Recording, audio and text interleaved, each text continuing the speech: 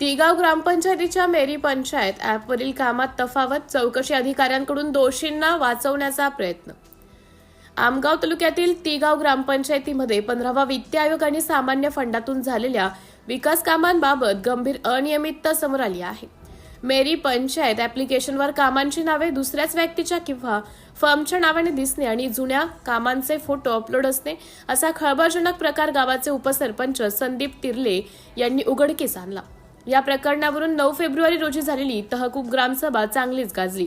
ग्रामविकास अधिकाऱ्यांची अरेरावी आणि संशयास्पद भूमिका सभेत युवक आणि नागरिकांनी या विसंगतीबाबत जाब विचारला असता ग्रामविकास अधिकाऱ्यांनी समाधानकारक उत्तर देण्याऐवजी काम झालेच नाही तर पैसे कसे निघतील अशी अरेरावीची भाषा वापरली.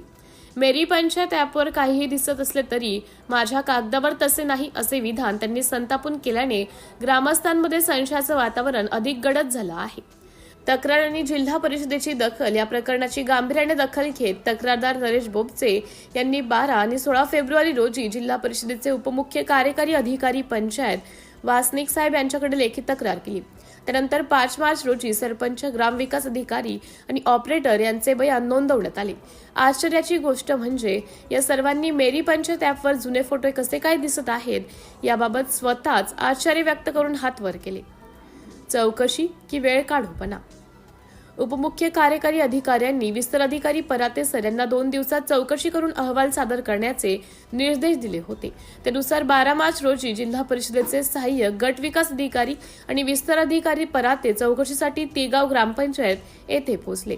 चौकशी दरम्यान सन 2022 ते 2026 या कालावधीत 15वा वित्त आयोग आणि सामान्य फंडाचे रेकॉर्ड मागितले असता ग्रामविकास अधिकाऱ्यांनी धक्कादायक उत्तर दिले. त्यांच्याकडे सन 2024-25 आणि 25-26 चे रजिस्टर उपलब्ध नसून ते ऑडिटला दिल्याचं सांगितलं.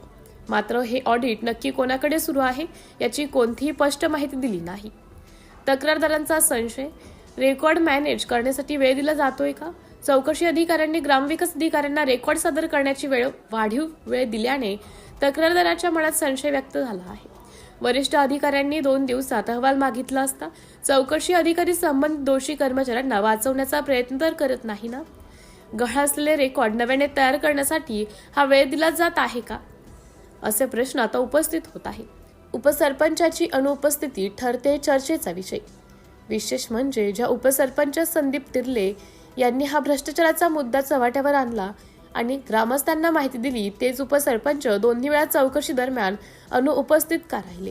यावरून गावात उलटसुलट सर्वांना चर्चेला उधाण आलं आहे. आता जिल्हा प्रशासनाचे वरिष्ठ अधिकारी या प्रकरणातील रेकॉर्डची सत्यता तपासणार की दोषींना पाठीशी घालणार याकडे संपूर्ण तालुक्याचं लक्ष लागले आहे.